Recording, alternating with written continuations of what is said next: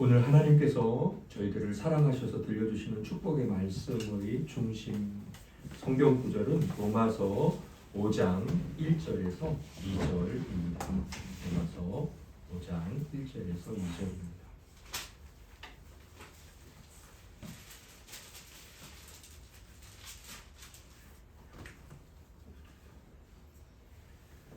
로마서 5장 1절, 2절 말씀을 다 같이 읽고 마지막에는 아멘 하여 하나님께 영광 올려드리겠습니다. 함께 읽겠습니다. 그러므로 우리가 믿음으로 의롭다 하심을 받았으니 우리 주 예수 그리스도로 말미암아 하나님과 화평을 누리자. 또한 그로 말미암아 우리가 믿음으로 서 있는 이 은혜에 들어감을 얻었으며 하나님의 영광을 바라고 즐거워하느니라. 아멘. 말씀의 은혜를 소망하면서 제가 기도드릴 때 지체들께서는 함께 아멘하여 하나님의 은혜를 소망하고 또 주께서 은혜 내려주실 것을 믿겠습니다.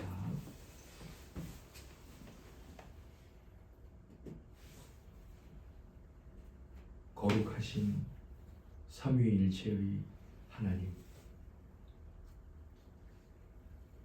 저희들이 그리스도의 도의 초보를 버리고 완전한 대로 나아가라는 말씀을 붙들고 시작한 일이 1년을 넘고 2년째 계속 되어지고 있습니다. 육신이 시간의 흐름을 증명하는 것처럼 저희 영혼의 상태가 또한 하나님 당신 앞에 서 있었던 시간과 과정들을 증명할 수 있도록 오늘도 저희들에게 은혜를 내려 주시옵소서. 당신께서 저희들을 얼마나 사랑하시며 또 그러한 까닭에 저희들에게 얼마나 당신의 뜻과 당신 자신을 알려주시기를 즐거워하시고 원하시는지 잘 압니다. 오늘도 저를 향한 당신의 그 크고 놀라운 사랑을 당신의 말씀과 당신의 뜻과 당신의 말씀으로 알려주심으로 저희들에게 큰 사랑의 경험이 있게 하여 주시옵소서. 저희들의 믿음을 진지하게 살펴보고 의롭다함을 얻는 믿음 갖기를 소망하는 택한 백성으로서의 모습이 꼭 있게 주시옵소서. 예수님 이름으로 감사하며 기도드립니다. 아멘.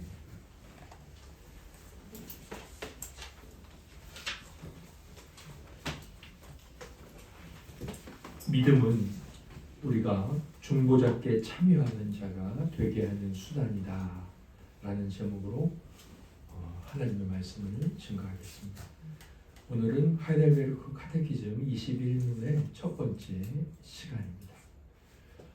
우리가 그동안 하이델베르 요리문답을 쭉 해오면서 가장 많이 말하는 우리 신앙에서 믿음이라는 것을 지난주부터 시작을 하게 됐습니다. 지난주는 믿음이 뭔지에 대한 입문 과정, 시작이었다면, 문으로 들어가는 것이었다면 이제 본격적으로 믿음에 관한 내용들을 성령의 가르치심을 따라 살펴보고 또는 그 가르침을 우리의 영혼이 먹고 힘얻어서 천국을 향하여 걸어가게 됩니다. 먼저 21분을 제가 질문을 읽을 테니까 우리 지체들께서 답을 읽어주시겠습니다. 참된 믿음이란 무엇입니까?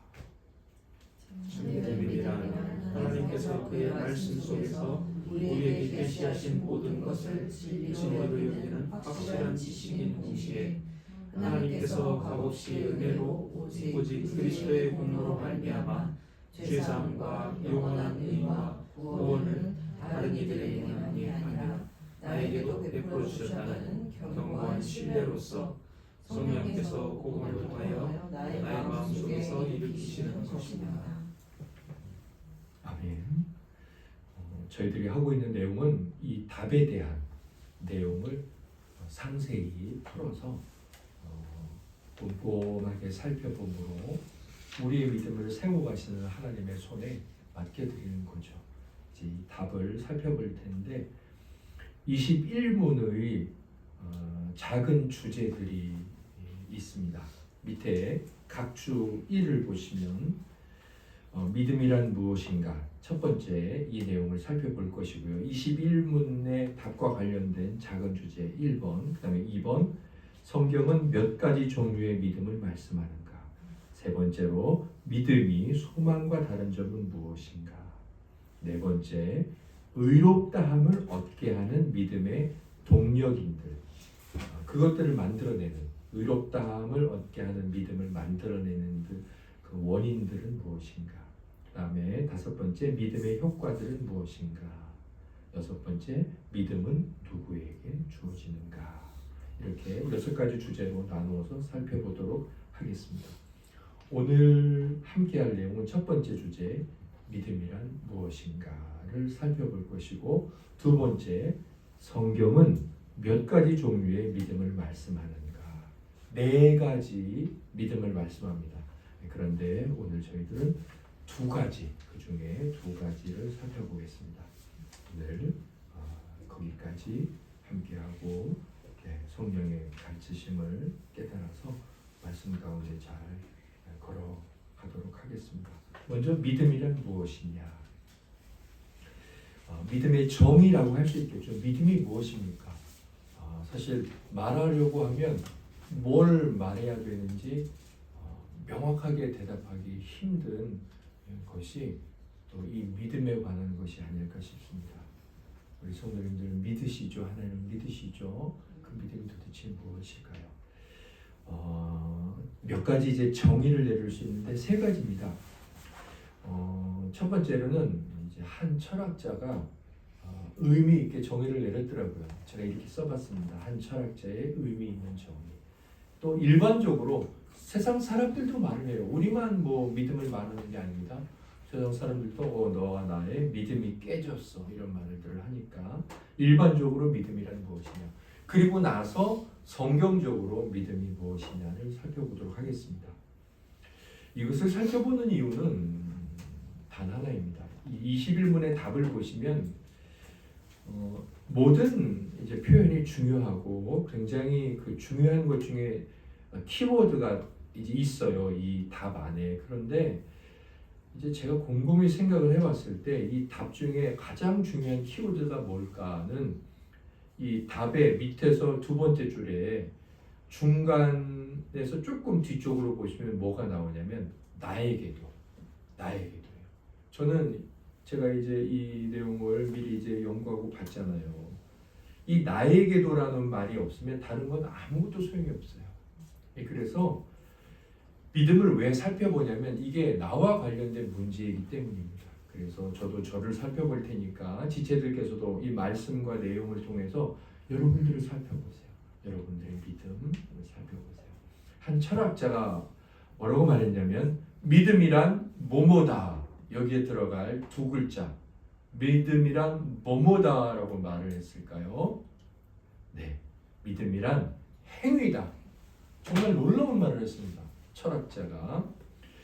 왜 이 사람이 이런 말을 했냐면 믿음, 영어로 faith죠. 영어로 faith인데 라틴어, 그러니까 지금 이탈리아 로마 근처에 그 라친 뭐라고 하는 그 원래 이제 그 도시에서 시작되었다고 보고 있는 그 라틴어로 보면 이제 이 서로마가 기독교의 중심 지역이었으니까 이제 로마 교황주의자들이 라틴어로 된 라틴어를 썼고 라틴어로 된 성경을 봤죠. 그래서 이제 라틴어가 기독교 신앙에서 중요한 위치를 차지하는데 아무튼 라틴어로 보면 피데스예요. 예, 한번 찾아보세요, 다들. 안 찾아보셔도 되고 이 피데스에서 페이스가 오는 거예요. 뭔가 비슷하죠? 비슷합니다. 그런데 이 철학자가 누구냐면 키케로예요. 밑에 2번 보세요. 각주 로마 고대 로마의 정치가이자 철학자인 키케로가 믿음을 뜻하는 라틴어 피데스. 그 당시 이제 로마 사람이니까 라틴어를 썼겠죠. 영어 페이스가 아니라 피데스를 썼는데 이 피데스가 행위를 의미하는 피엔도에서 파생되었다. 거기서 온 말이다라고 설명을 하고 주장을 했어요. 이는 왜 그런 이제 주장을 했냐면 이는 믿음이라는 것이 무언가 이제 말해지고 선언한 대로 행해지는 것 그게 믿음 아니겠느냐. 그래서 내가 너를 믿어. 내가 말한 대로 너 하니까 나는 너를 믿어. 가서 돈 줄 테니까 사와. 근데 진짜로 사왔네. 나는 너를 이제 믿어. 너를 신뢰해. 이렇게 말한 대로 행해지는 것 결국 믿음은 행위가 아니겠느냐. 그래서 피데스는 피엔도에서 왔다 그랬는데 제가 좀 많이 이렇게 찾아봤어요. 도대체 피엔도에서 어떻게 피데스가 왔지 찾아봤는데 라틴어 사전을 보니까 라틴어에 피엔도 자체로 뭐 이렇게 행동하다 그런 의미를 갖고 있다기보다는 그 밑에 3번 각주를 보시면 이 피엔도라는 말은 뭔가 되다, 만들어지다, 일어나다라는 뜻을 가진 불규칙 동사 피오, 라틴어 피오의 역격, 탈격, 남성, 중성, 단수 형태라고 되어 있더라고요. 그래서 주로 피엔도는 피오라는 그 행위라는 말의 그것의 변형이니까 행위나 과정을 의미한다라고 되어 있었습니다. 그래서 이 철학자 정말 놀라운 말을 해줘. 통찰력이 있죠. 원래 키케로가 참 유명하기도 하고, 네, 굉장히 탁월하죠. 뭐 신앙과는 뭐 관계가 없지만 그런 사람들도 하나님의 일반 은총 중에 하나의 도구로 우리가 얼마든지 그의 격언들이나 책들을 적절하게 받을 수 있으니까 참 저도 이번에 이제 다시금 생각하게 되었습니다. 그래서 믿음이란 행위다. 믿음을 뜻하는 단어가 행위를 뜻하는 단어에서 파생되었다고 말하기도 했다. 사실 성경의 야고보서 말씀에도 나오죠. 행위가 없는 믿음은 죽은 것이다 라고 말했으니까 사실은 키케로의 입을 열어서 하나님께서는 성경적 진리, 믿음이 무엇인지를 말하게 하셨습니다. 자, 일반적으로 믿음이란 뭐라고 말하냐 세상 사람들이 역시 믿음이라고 말했는데 믿음이란 신빙성 있는 신실한 증인들의 증언에 근거해 특정한 사실들이나 결론들에 대해 갖는 지식이다 이랬습니다. 그러니까 신빙성 있는 밑에 네 번째 각주를 보시면 뭐 하나님이든 천사든 사람들이든 경험이든 간에 아무튼 그런 사람들의 말들의 근거에서 어떤 사실들이나 결론들에 대해서 갖게 되는 지식 그것을 말하죠. 학교에 선생님이 초록색 볼은 걸어가라고 만들어 놓은 거야. 빨간색은 그 반대야 라고 말씀해 주셨을 때 바로 그 지식을 갖게 되는 것 그것을 이제 믿음이다 이렇게 또 정의 내리기도 합니다. 그런데 이 지식에는 그 옆에 보시면 이 지식에는 신적인 사안들에 대한 지식이 있고 인간적인 사안들에 대한 지식이 있겠죠. 네. 그래서 신적인 사안들에 대한 믿음이 있을 테고 인간적인 사안들에 대한 믿음이 있을 것입니다. 신이 말씀하신 것에 대한 지식이. 자, 그렇다면 이제 우리가 알려고 하는 것은 이 세 번째 얘기죠. 성경적 정의로 믿음이란 무엇일까? 한 네 가지 정도로 생각해 볼 수 있습니다. 이 네 가지가 모두 다 맞습니다. 또 네 가지 모두가 다 합쳐서 또는 이제 겹칠 수 있는 내용이기도 합니다. 먼저 잠언 3장 5절 말씀을 같이 읽고 함께 아멘하도록 하겠습니다. 시작. 너는 마음을 다하여 여호와를 신뢰하고 내 명철을 의지하지 말라. 아멘. 여기 말씀 보니까 여호와를 신뢰하라라고 되어 있는데 성경적으로 봤을 때 믿음이란 무엇이냐면 믿음이란 하나님과 그의 뜻과 역사와 그분이 하시는 일이죠. 또 은혜도 역사라고 할 수 있는데 은혜에 관하여 계시되는 이제 보여지는 어떻게 보여지겠습니까? 성경을 통해 보여지겠죠. 성경의 내용들이겠죠. 내용에 대해 동의하는 거예요. 나도 그렇게 생각해라고 동의 또는 그렇게 동의하는 특정한 지식이며 그러한 신적인 증언 하나님이나 하나님의 선지자들에 의해서 하나님과 하나님의 뜻과 하나님의 일들이 막 증언되고 있죠. 어디에? 성경에. 그거에 대해서 신뢰하는 것이다. 신뢰하는 것. 네. 일단은 지식이 있어야 되고 또 그 지식을 신뢰하는 것이겠죠. 그래서 잠언 3장 5절에 너는 여호와를 신뢰하라 그랬는데 일단 신뢰하려면 여호와가 어떤 분인지 알아야 되겠죠. 왜 우리가 마음을 다해서 그분을 신뢰해야 되고 우리의 명철을 의지하지 말아야 되는지 하나님이 어떤 분인지 알아야 되겠죠. 그분이 어떤 일을 하셨는지 알아야 되겠죠. 네, 그래서 지식과 또 그분에 대해서 이제 신뢰하는 것. 이것을 믿음이라고 할 수 있습니다. 성경적으로 또 믿음을 어떻게 정의내릴 수 있을까요? 믿음은 뭘까요? 데살로니가전서 2장 13절 말씀을 읽고 아멘하겠습니다. 이러므로 우리가 하나님께 끊임없이 감사함은 너희가 우리에게 들은 바 하나님의 말씀을 받을 때에 사람의 말로 받지 아니하고 하나님의 말씀으로 받음이니 진실로 그러하도다. 이 말씀이 또한 너희 믿는 자 가운데서 역사하느니라. 아멘. 바울이 복음을 증거할 때 복음을 듣고 있는 많은 사람들이 저건 바울이 하는 말이야. 바울이 오늘 그렇게 이야기를 했대라고 생각하지 않았습니다. 그들은 이렇게 생각했습니다. 바울을 통해 하나님이 이런 말씀을 하셨어. 이렇게 서로 바울의 복음 증거를 듣고 고백을 하였다는 겁니다. 바울이 이제 그것에 대해서 참 감사히 여기는 거죠. 이 성경 구절의 근거에서 기독교의 믿음이 무엇이냐 이렇게 말할 수 있습니다. 믿음이란 율법과 복음 안에서 여기 이 율법과 복음을 다른 말로 우리가 그동안 이제 이 교리 공부를 해오면서 다른 말로 바꾸면 무엇과 무엇을 바꿀 수 있을까요? 율법과 복음 안에서 그랬는데 이 율법과 복음을 뭐로 바꿀 수 있을까요?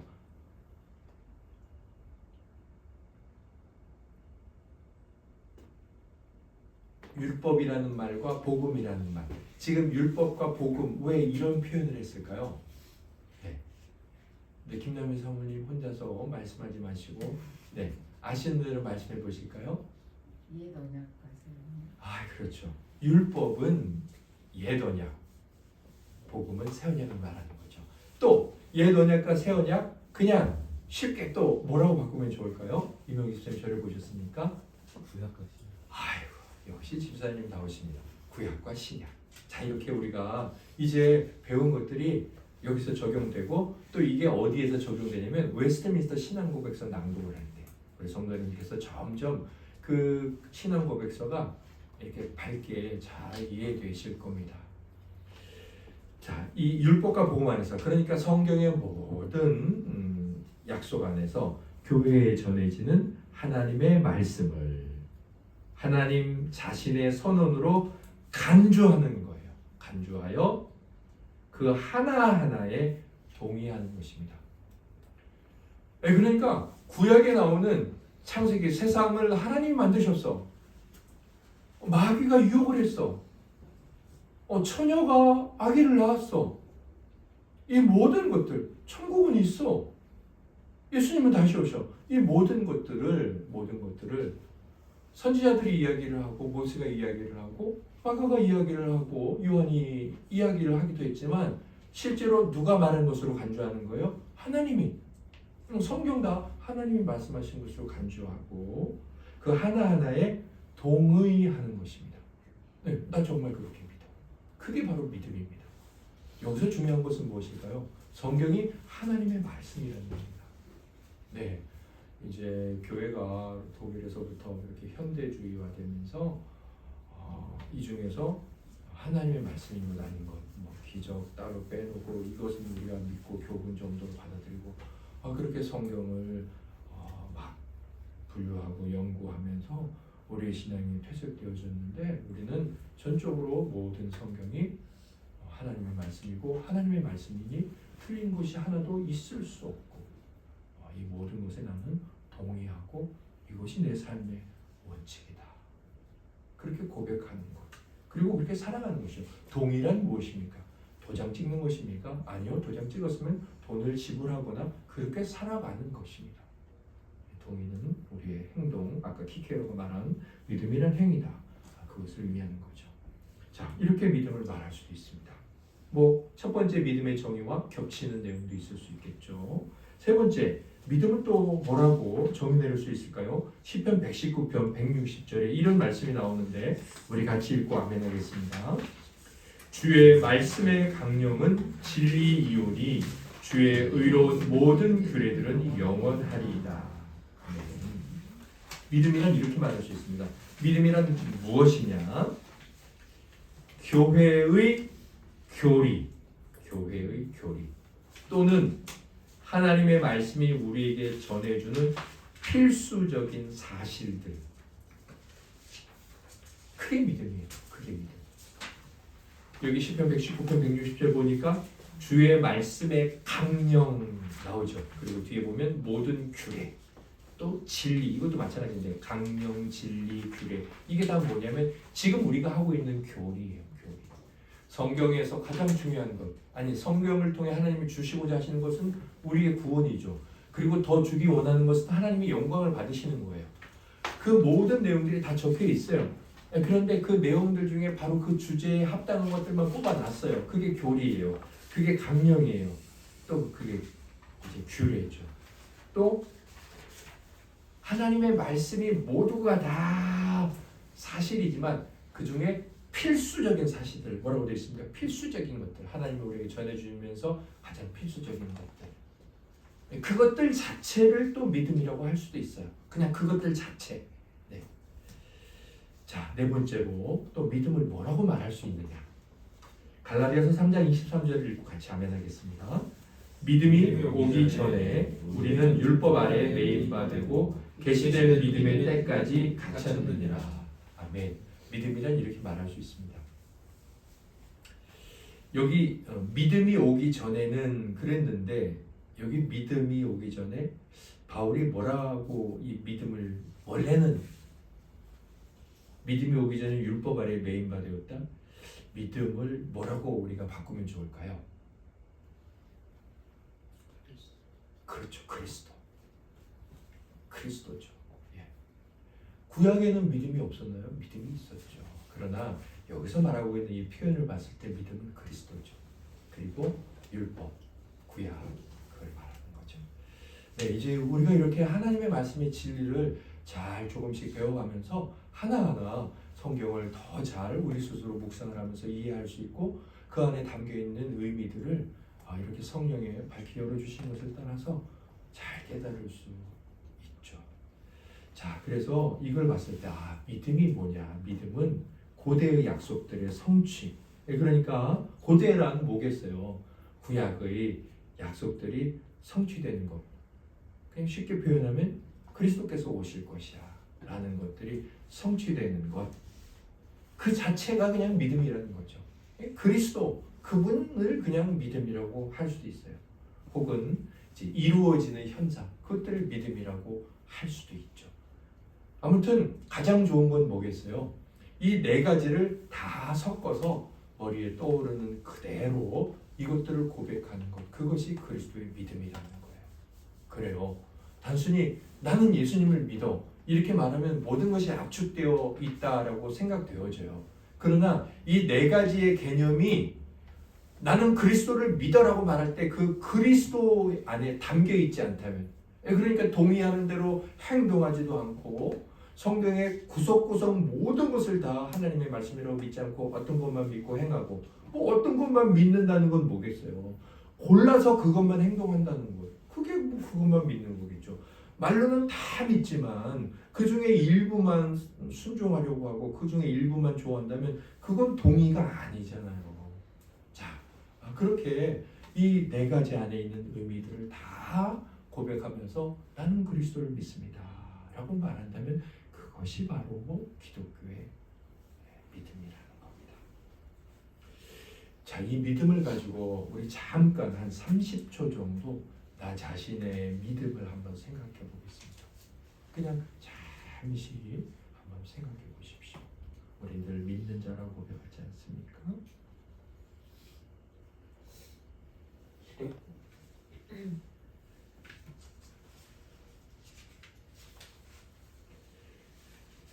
21분 두 번째 주제로 넘어가도록 하겠습니다.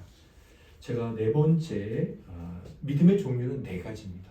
너무 은혜롭게 제카리우스 우르시누스가 구별을 해놨는데 너무 탁월하고 정말 성경을 잘 해놨어요. 너무 은혜로웠어요. 제가 참 은혜로웠습니다. 그래서 이 종류는 네 가지예요. 뭐 우리 주님께서도 밭을 네 가지 밭을 비유를 하셨는데 그것에 딱딱 들어맞지는 않습니다. 딱딱 들어맞지는 않아요. 그래도 아무튼 네 가지로 나눴고요. 주님의 비유와 그래도 적용할 수 있습니다. 어긋나지는 않습니다. 그 네 가지라는 의미는 아니라는 거예요. 자, 성경은 몇 가지 종류의 믿음 말씀하고 있을까요? 오늘은 두 가지만 할 텐데요. 첫 번째, 역사적 믿음이라는 게 있습니다. 그리고 두 번째 동그라미를 보시면 일시적 믿음이라는 것이 있습니다. 네. 역사적 믿음이 있고 일시적 믿음이 있습니다. 자, 역사적 믿음이 뭐냐? 역사적인 믿음. 학교에서 역사를 배우셨죠? 한국사, 세계사를 배우셨는데 그 역사를 생각하시면 안 돼요. 물론 단어는 한글로는 그렇게 표현되어 있지만 그 역사는 아니고요. 일단 야고보서 2장 19절 역사적 믿음이란 뭐냐를 알려주는 중요한 구절 두 개를 뽑아봤는데 먼저 야고보서 2장 19절을 읽어보죠. 시작. 내가 하나님은 한 분이신 줄을 믿느냐? 잘하는도다. 귀신들도 믿고 떠느니라. 아멘. 정말 충격적인 말씀 아닙니까? 우리는 모든 성경이 하나님의 뜻과 하나님 계신 하나님이 말씀하신 것이라고 믿으니까 이것은 하나님 말씀하신 거예요. 야고보 예수님의 동생 사도를 통하여서 뭐라고 말합니까? 귀신도 하나님이 한 분이라는 것을 믿어요, 안 믿어요? 믿어요. 믿습니다. 네, 우리 지금 선생님 오늘 속이 많이 불편하죠? 허리를 피면 좋은데 목사님이 좀 미안하네요. 앞에 앉으라 그래서 다리를 좀 꼬고 다리 이렇게 꽈요. 다리를 꽈서 이렇게 그 건방진 자세 있죠? 그렇게 해요. 그렇게 하고 정면 팔을 놓고 괜찮아요? 그 서양인들이 잘하는 그 편한 자세 그렇게 해요. 마귀도 믿는다고 말합니다. 여러분 그래서 우리는 내가 믿는다라고 그랬을 때 나는 믿어 그래도 믿기는 해 라는 이 믿음에 대해서 우리는 조심스럽지만 굉장한 경계심을 또 가져야 합니다. 왜냐하면 마귀도 믿으니까 하나님이 한 분이라는 거 삼위일체 그것도 마귀가 믿어요.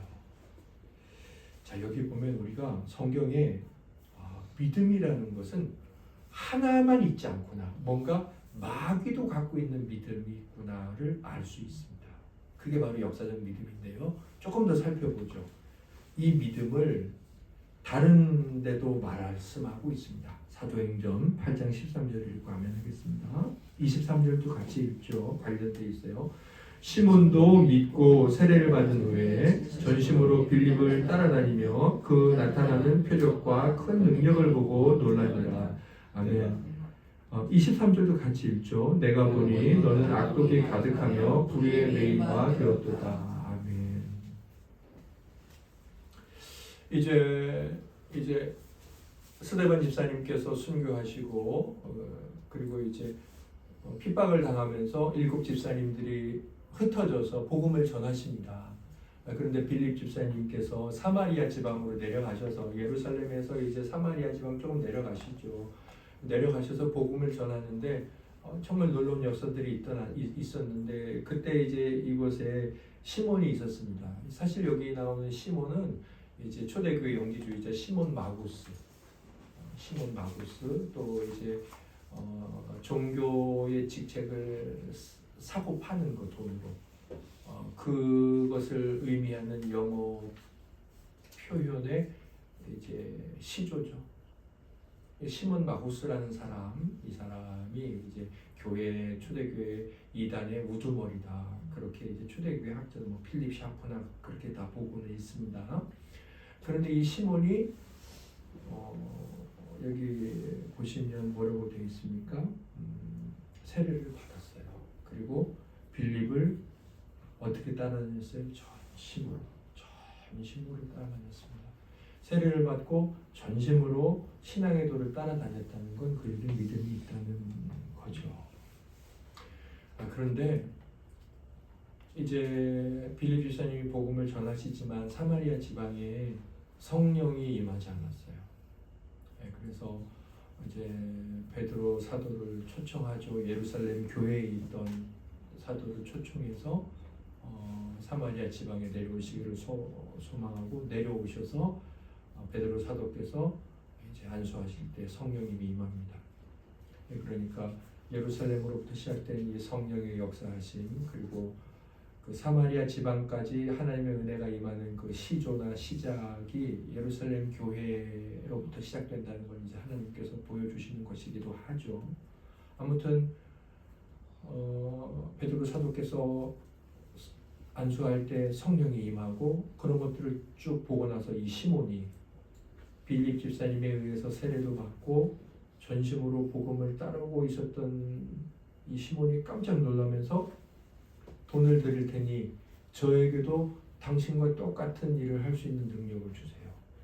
그래서 하나님의 영광스러운 직분을 돈으로 사고 파는 그것을 소망했을 때 했던 베드로 사도의 말씀이 23절이에요. 내가 보니 너는 악독이 가득하며 불의에 매인만 되었도다. 우리가 하나님의 말씀을 앞뒤를 생각하지 않고 다 그냥 읽다 보면 빌립도 이렇게 전해서 은혜를 받고 시몬도 예수 믿게 되었네 생각할 수 있지만 실제로 바울 사도의 말씀을 베드로 사도의 말씀을 들어보면 그는 그렇지 않은 자예요. 악독에 가득한 자, 불의에 매인 바 되었죠. 그냥 쉽게 말하면 마귀의 자식이라는 거예요. 이 두 구절을 봤을 때 분명히 믿음이라고 말할 수 있습니다. 그러나 이건 뭔가 우리가 생각하는 앞에서 생각했던 성경적 믿음이 아니라는 거죠. 그걸 자카리우스 오르시누스가 하이델베르크 요리문답을 작성하면서 이걸 역사적 믿음이다라고 말을 했어요. 그래서 역사적 믿음이라는 것이 무엇이냐? 신적으로 계시되고 제시되고 계시되는 모든 하나님의 말씀이 참이라는 것을 그거 진짜 하나님의 말씀이지. 참이라는 것을 하나님 자신의 권위와 그의 선포에 근거하여 알아요. 그러니까 그분이 하나님이야? 한 분이면서 삼위야? 그걸 압니다. 근데 어떻게 압니까? 신적인 계시와 그 권위에 근거해서 성경을 통해서 증거되는 복음을 통해서 알아요. 그러니까 아는 것도 바르고 그 알게 되는 과정도 다 좋아요. 저는 요즘 말로 말하면 분명히 바른 복음이 선포되는 교회의 자리에 나와서 모든 사람들과 함께 정상적인 예배를 드리며 그들이 알고 믿는 그 하나님을 제대로 알고 있는 그렇게 말할 수 있습니다. 그런 믿음을 말한다. 그러나 그 모든 것들은 하나의 지식에 지나지 않는다. 이게 바로 역사적 믿음입니다. 두 번째, 일시적 믿음이 있습니다. 우리가 이제 네 가지 믿음을 다 살펴본 다음에 우리 자신을 좀 살펴보기는 할 건데 그래서 그때 가서 역사적 믿음도 다시 한번 살펴보게 돼요. 그러니까 이렇게 생각하면서 우리 자신을 또 한번 살펴보겠습니다. 일시적 믿음이라는 게 뭐냐? 일시적 믿음은 다양하게 표현할 수 있습니다. 그래서 저도 그냥 이것을 뭐라고 하면 좋을까 한 문장으로 할까 하다가 그냥 제가 이것을 그냥 다양하게 있는 그대로 표현을 해보자. 그리고 제가 어제 이제 이 일시적 믿음을 하면서 이걸 빨리 요약해서 아는 게 우리의 목적이 아니고 하나님의 말씀과 경건한 서적에 근거해서 나 자신을 좀 더 정확하게 볼 수 있다면 그것이 유익이겠다라고 생각하고 제가 일시적 믿음까지만 하자. 그리고 세 번째, 네 번째 믿음, 기적을 행하는 믿음과 의롭다함을 얻는 믿음은 그 다음에 하자라고 생각을 하게 되었습니다.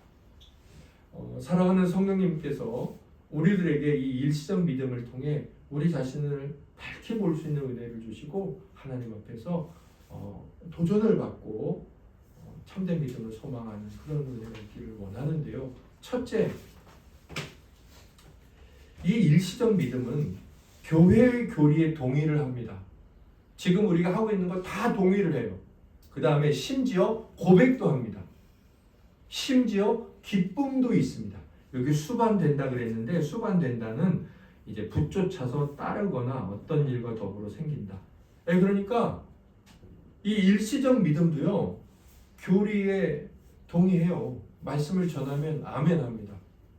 그리고 저도 그렇습니다. 네.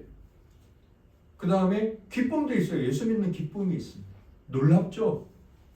자, 그런데 B. 하지만 이들의 기쁨은 참되며 영속적인 기쁨이 아니고 일시적으로만 지속되는 기쁨입니다.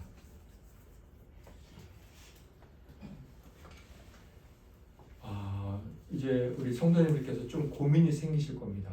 그러면 사람이 항상 기쁘냐? 그렇지 않죠. 제가 이제 우리 카이카 모임에 교제했던 목사님 한 분이 뭐라고 말씀하시는데 제가 참 사실 그때 좀 마음에 상처를 좀 받았어요. 그 목사님이 이러시더라고요. 앞에 나와서 설교를 하셨나 뭘 하시는데 아니 예수 믿는데 항상 기뻐하라 그랬는데 왜 항상 안 기뻐하고 왜 우울해? 그게 이해가 안 된다는 거예요. 그래서 제가 혼자 속으로 나는 가끔 우울한데 그래서 제가 상처를 받았어요. 저 우울을 하거든요.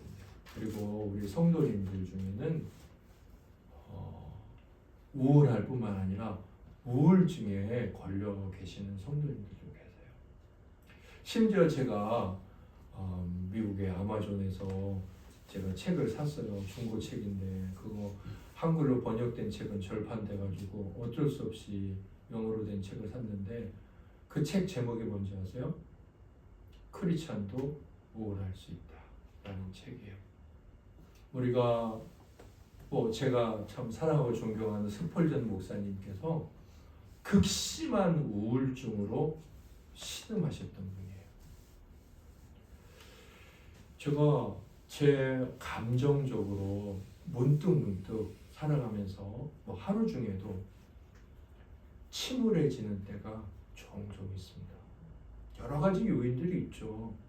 제가 갑자기 요즘은 그래요. 아침에 일어나면 멀쩡하던 다리가 아프기도 하고 어제는 안 그랬는데 또 그러다 괜찮다가 또 다음날 또 어디가 아프고 그때 덜커덕 겁이 나기도 하고 오늘 나가서 어떻게 일하지? 이런 생각이 나고 그러다가 이상하게 막 걱정이 점점 이렇게 눈덩이 같이 커지는 생각이 한 1분 만에 순식간에 찾아올 때도 있어요. 그러면 이렇게 침울해지죠. 우리가 이 성경이 말씀하고 있는 항상 기뻐하라는 것과 나는 항상 기쁘지 않은데 때로 우울하기도 한데 나는 믿음이 잘못된 건가 이 문제를 조금 분리해서 생각하셔야 돼요. 제가 오늘 그걸 다 말씀을 드리지는 못하지만 이 일시적으로만 기쁘고 항상 기쁘고 목사님은 항상 기뻐서 이런 믿음 아닌가? 나는 문제 있나? 이런 성도님들께서 조금 이제 주위에서 구별해서 내용을 보세요. 선지자들과 사도들이 전한 가르침에 동의하고 고백하고 그것을 자랑하고 그것을 아는 데에서 일시적으로 기뻐할 뿐이다. 이 기쁨의 원인들은 무수하며 각 개인마다 다르다. 그러니까 설교가 딱 선포되면 마음에 그 복음이 주는 기쁨이 있어요. 그리고 그 복음이 주는 기쁨과 함께 머릿속에 막 떠오르면서 이게 하나님의 축복이고 그래 정말 나 이런 은혜 가운데 살고 있네. 그리고 그 말씀이 삶에서 생각이 나면서 그래 정말 하나님 날 사랑하시고 이런 여러 가지 개인별로 각자 다른 상황의 기쁨들이 있어요. 원인들이 무수하고 각 개인마다 다르다고 그랬잖아요. 이것 때문에 기쁘고 다 다릅니다. 그러나 모두가 일시적인 기쁨이며 그것이 사라질 때 사라지죠.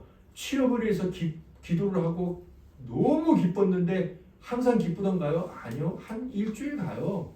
일주일 가다가 힘들면 내가 여기 다녀야 돼 말아야 돼. 그 기쁨과 함께 싹 사라져 버리죠. 자, 일시적인 기쁨이며 그것이 사라질 때 그 위에 세워진 뭐가 함께 사라지냐? 믿음도 함께 사라집니다. 이게 바로 일시적 기쁨이고 이 기쁨이 사라지는 순간 믿음과 하나님을 향한 이 믿음의 성경적 고백 그것이 사라지는 것. 이게 이제 일시적인 믿음이에요. 네, 조금 더 보죠. 조금 더 일시적 믿음 조금 더 볼게요. 자, 비의 약속. 네, 그러니까 비의 약속이란 이거예요. 선지자들과 사도들이 전한 가르침.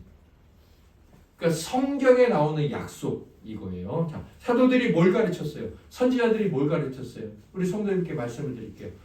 이사야도 그렇고 모세도 그렇고 많은 말씀들을 하셨는데 그들이 가르치고자 하는 핵심은 뭐예요?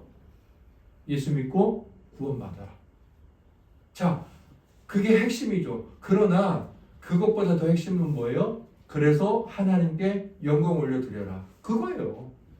그게 약속이에요. 그게 율법과 복음의 약속, 구약과 신약의 약속, 옛 언약과 새 언약의 약속인데 그 약속을 자신에게 적용시키거나 제가 아까 3절 답에서 제일 중요한 게 뭐라 그랬어요? 나에게.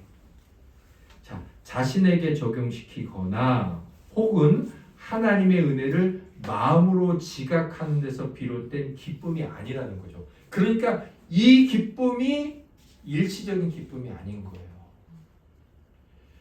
무슨 말이냐면 예수 그리스도를 믿고 이 자리에 나와서 복음을 들을 때 메시지를 들을 때 기쁨이 찾아와서 내가 그래서 하나님 나에게 취업을 하게 해주시고 월급을 타게 해주시고 그 일을 되게 해주셔서 기쁘네. 기뻐해야 되죠. 그런데 그것보다 더 본질적인 기쁨 이 성경을 읽고 설교를 듣고 신앙생활하면서 늘 우리 마음에 사라지지 않는 기쁨이 있는데 그 기쁨이 뭐냐면 예수께서 나를 위해 죽으시고 내가 예수님 때문에 내 영혼이 살아났고 그러므로 하나님은 영광 받으셔야 돼. 이걸 잃어버리지 말자. 오늘도 그렇게 살아야지. 우리 진교 성도님이 오늘 나와서 우리의 목적은 하나님의 영광을 위한 것이니 이것을 잊지 말자. 내가 지금 이렇게 기쁨이 사라지고 그 기쁨 때문에는 별로 즐겁지 않지만 그러나 여전히 하나님의 사랑에 내가 구원받았잖아. 이것이 늘 문득문득 내 안에서 떠오르고 생각나고 감사하면서 성경을 읽을 때도 그 예수님을 더 사랑하고 싶다 이런 생각을 하면서 인생에 재미는 없고 인생에 살 맛은 없는 것 같지만 예수님을 더 사랑하고 싶어 이런 것이 있다. 그게 바로 우리 영혼에 잔잔히 흐르고 있는 기쁨의 원인이자 그 기쁨 가운데 있다면 우리는 이 믿음이 아니에요. 일시적 믿음이 아니라는 거예요. 그래서 여러분들은 신앙생활하면서 그리스도의 죽으심과 부활하심이 나에게 정말 적용되고 있고 내가 예수 믿는 진짜 이유 내 기도 중에 기도는 바로 그것에 감사하는 것이며 내가 세상을 살아가는 이유와 목적은 그것에 감사해서 하나님을 더욱 영화롭게 하는 것이고 그것을 늘 자랑하고 싶고 그것 때문에 난 예수 믿어 잘 되든 못 되든 상관없어 이런 결단이 있느냐 그렇다면 좋다는 것은 영원한 기쁨과 함께 비록 우울함도 찾아오지만 참된 믿음 가운데 서 있다는 겁니다. 그래서 하이델베르크 요리문답에 이렇게 되어 있어요. 하나님의 은혜를 깨닫는 것과 그 은택들을 자기에게 적용시키는 것이야말로 신실한 자에게서 나타나는 참된 본질적인 기쁨의 원인이고, 이 가운데 한 가지만 빠져도 일시적인 믿음이 되기에 충분하다. 그러니까 하나님의 은혜를 깨달아야 돼요. 그 은혜는 예수 그리스도의 죽으심과 부활이고 내가 구원받은 것이고 하나님의 영광을 받으시는 것이고, 그 다음에 그게 이제 나와 연결이 되는 거예요. 이 두 가지가, 두 가지 중에 한 가지라도 없다면 그것은 일시적인 기쁨이며 일시적인 믿음을 만들어내는 기쁨에 불과하다는 거죠. 성도님들은 하나님의 하나님의 은혜는 내게 세상 살아가면서 건강, 평강, 아름다움 이런 것들 다 주시는 것이죠. 그러나 참된 은혜는 그것들을 통해서 무엇을 알기를 원하셨냐면 나를 사랑하셔서 아들을 주셨어 라고, 그것이야말로 하나님의 은혜며, 그래서 하나님은 나를 통하여 영광을 받으시고 하나님은 하나님만큼 좋으신 분이 없다는 것을 늘 고백하는 그런 은혜가 우리의 은혜임을 여러분들은 믿으십니까? 그렇다면 그 은혜가 여러분들 각자, 정진용, 임진규, 이명수, 서민지, 장량호, 정은혜, 정그린, 김남희, 여러분들 자신에게 그것이 주어지는, 나 한 사람에게 말씀하시고 주시는 하나님의 은혜라고 여러분들은 믿으십니까? 그렇다면 그 기쁨이 지속되는 기쁨이고 그 믿음은 그 기쁨은 일시적인 믿음에서 고백되는 기쁨이 아닐 거예요. 그 다음에 이 일시적인 믿음은 또 이런 것들로 살펴볼 수 있어요. 어려움이 있으면 사그라들어요. 그러면 이건 일시적인 믿음일 수 있습니다. 마태복음 13장 20절을 같이 읽어볼까요? 시작. 돌밭에 뿌려졌다는 것은 말씀을 듣고 즉시 기쁨으로 받되 그 속에 뿌리가 없어 잠시 견디다가 말씀으로 말미암아 환난이나 박해가 일어날 때는 곧 넘어지는 자요. 네, 주님께서 말씀하신 바로 이 말씀이 일시적인 믿음이 아닐까 싶습니다. 어려움이라는 건 별게 아닙니다. 그리스도께서 우리에게 십자가를 요구하실 때가 있어요. 십자가란 큰 것일 수 있고 작은 것일 수 있죠. 그러나 아무튼 그 개인에게 주시는 거죠. 어느 날 설교를 통해서 성경을 읽는데 이런 걸 말씀하시네. 나는 그런데 아직도 못하고 있네. 어떻게 되지? 이게 바로 그거예요. 그때 사그라들어. 우리의 믿음이 사그라들어. 그러면 그것은 일시적인 믿음이라는 거죠. 그 다음에 다섯 번째, 이것도 일시적인 믿음이에요. 그래서 십자가를 지라는 부름을 받으면, 주님으로부터 그 부름을 받으면 여지없이 그 본색이 드러납니다.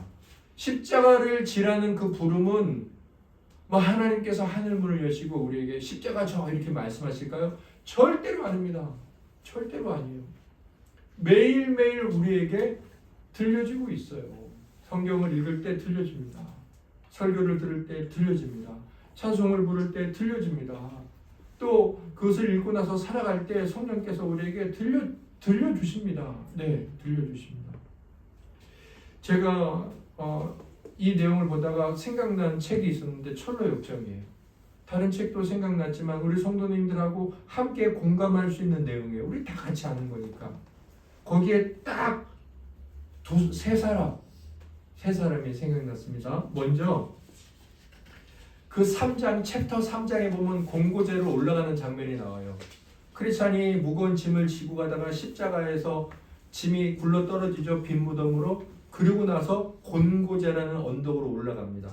힘든 산으로 올라가는 거죠. 죄를 넘어서. 거기를 가다가 누구를 만나냐? 거기 내용을 제가 읽어드릴게요. 담장을 훌쩍 뛰어넘어 좁은 길로 내려섰다. 한쪽은 허울이었고 일행은 위선이었다. 둘은 곧장 이편으로 다가왔다. 얼마 가지 않아서 셋은 나란히 걷게 되었다. 위선, 허울, 크리천. 크리천은 망설이지 않고 말을 걸었다. 신사 양반들은 어디서 와서 어디로 가십니까? 허울과 위선이 대답했다. 우린 허영이란 지방에서 태어나서 시온산으로 가는 길이요. 천국 가고 있다는 거죠. 거기서는 찬양과 영광을 한 몸에 받을 수 있다고 해서 크리스천이 물었다. 그럼 이 길 초입에 서 있는 문으로 들어오지 그러셨어요. 좁은 문으로 들어오지 그러셨어요. 문으로 들어가지 아니하고 다른 데로 넘어 들어가는 사람은 도둑이요 강도라는 말씀도 못 들어보셨어요. 지금 허울과 위선은 어디로 왔습니까? 담 넘어 들어왔죠. 그래서 허울과 위선은 자신들처럼 그저 담을 타 넘기만 하면 질러갈 수 있는데 한사코 문을 지나서 길에 들어서길 고집하는 건 불편하기 이를 데 없는 소모전이라고 단정했다. 고향에서는 그 고향이 어디예요? 허영이라는 곳이죠. 자기들뿐만 아니라 다들 그렇게 산다는 것이다. 그때 크리스천이 하지만 무단 침입으로 볼 수도 있지 않을까요? 우리가 가려는 새 예루살렘 성의 주인께서는 손수 보여주신 뜻을 어기는 짓으로 여기실 거예요. 크리스천이 말했다. 허울과 위선은 1000년도 더 된 고향의 관습일 뿐이니 너무 신경 쓰지 말라며 도리어 크리스천의 입을 막으려 했다. 그러니까 분명히 이들도 믿음을 갖고 있고 천국에 가려고 한다는 거죠. 그런데 어떤 믿음인가요? 이 허울과 위선은 어떤 믿음인가요? 좁은 문으로 들어가는 걸 싫어해요. 좁은 문은 간단히 말하면 십자가를 지고 들어가는 문입니다. 주께서 말씀하신 고난, 내 불편함, 내 안락, 내 예전의 습관들을 제거하라는 주님의 명령이죠. 허울과 위선은 그게 싫어요. 그래서 어떻게 합니까? 조금 쉬운 길이 있죠. 편하게 예수 믿는 거죠. 나 할 거 다 하고 내 하고 싶은 대로 살고 안 할 건 안 하고 내게 힘들면 안 하고 내게 쉬운 것만 하고 예수 믿으면서 그럴 수 있는 것 아닙니까? 허울과 위선 담 넘어 들어온 사람, 이 사람이 생각났죠. 어려움이 있으면 사그라드는 믿음, 십자가를 지라는 보를 받으면 여지없이 그 본색이 드러나는 믿음. 일시적인 믿음이 바로 허울과 위선이었구나 싶었습니다. 한 사람이 더 생각났어요. 이제 그래서 계속해서 크리스천이 공고제로 올라가는데 그 공고제에서 거꾸로 내려오는 사람들이 있었거든요. 읽어볼게요. 꼭대기에 도착하자 정한치 두 남자가 마주 달려오는 게 보였다. 소신과 불신이었다. 크리스천이 물었다. 여보시오들, 도대체 무슨 사연이 있기에 길을 거슬러 달려가는 겁니까?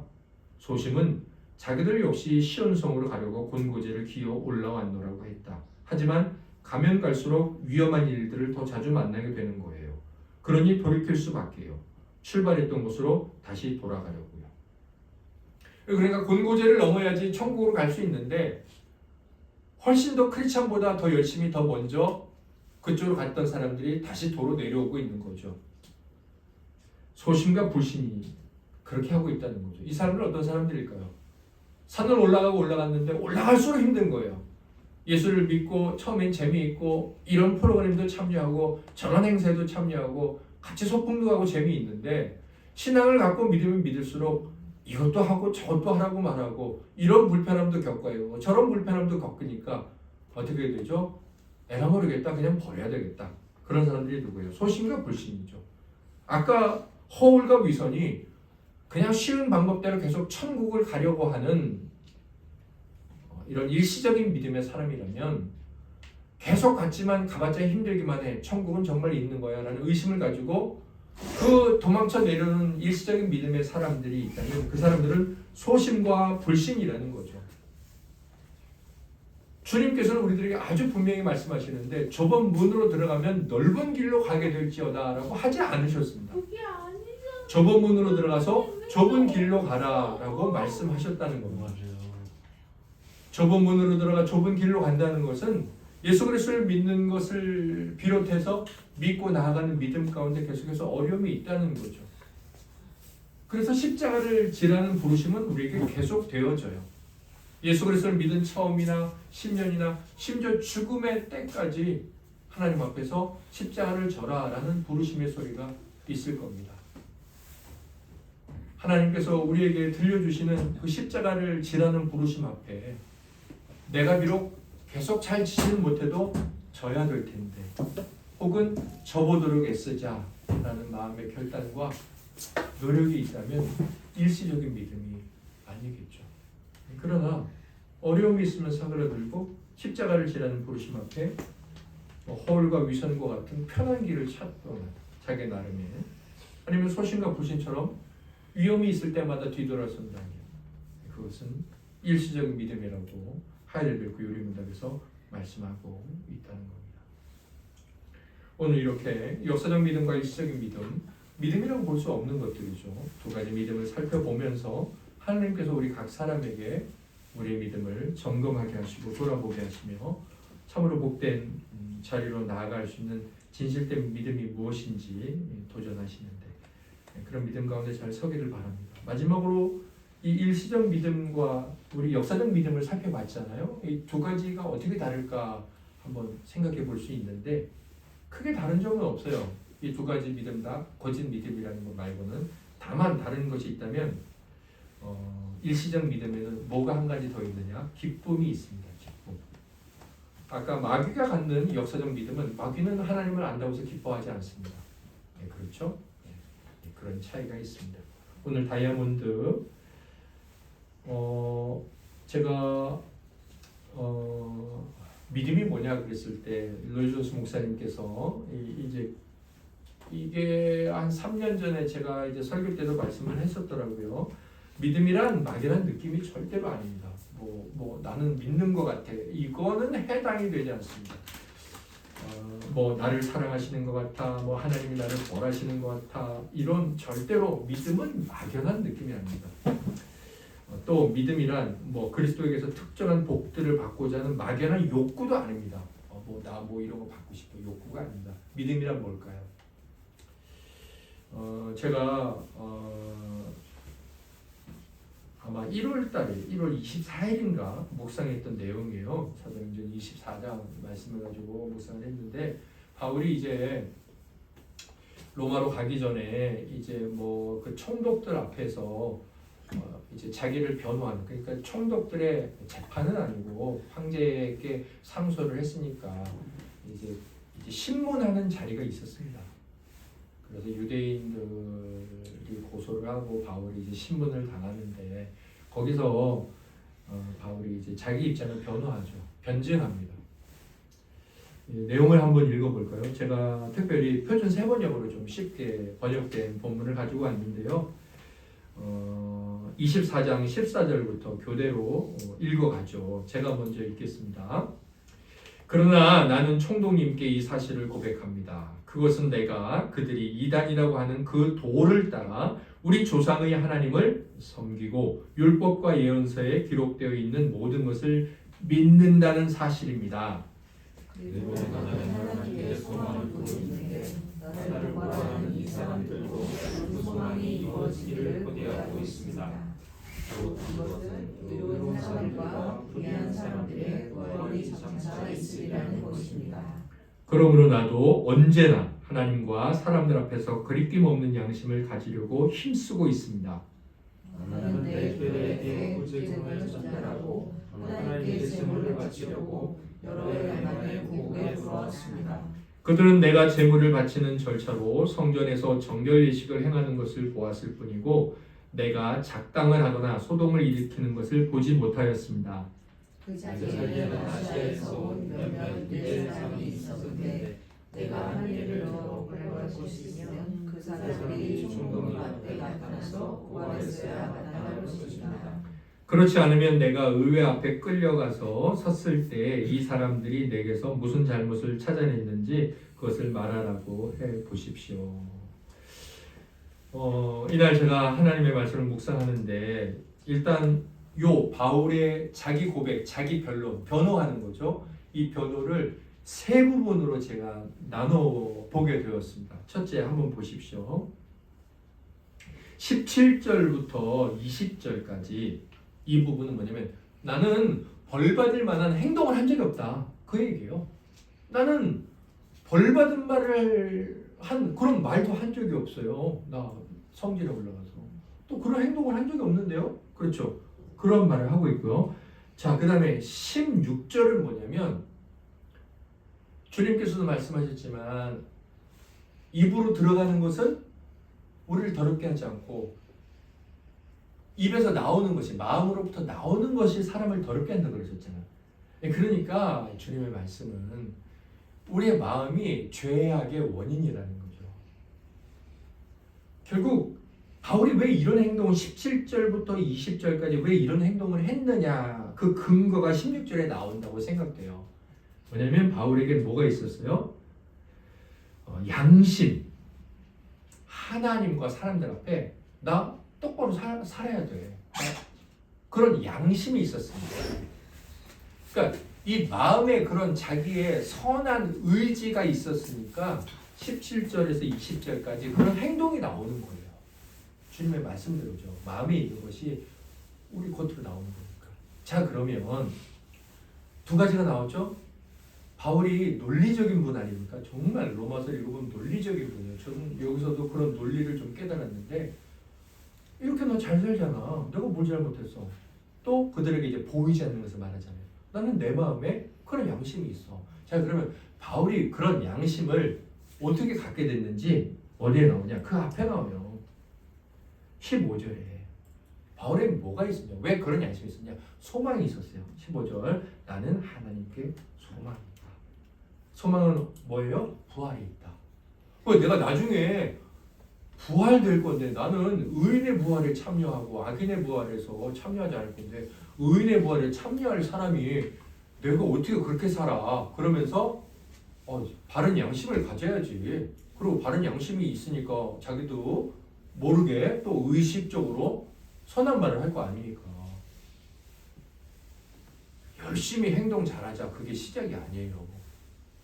자, 이런 소망이 있었어요. 자, 근데 소망이 시작이냐? 아니에요.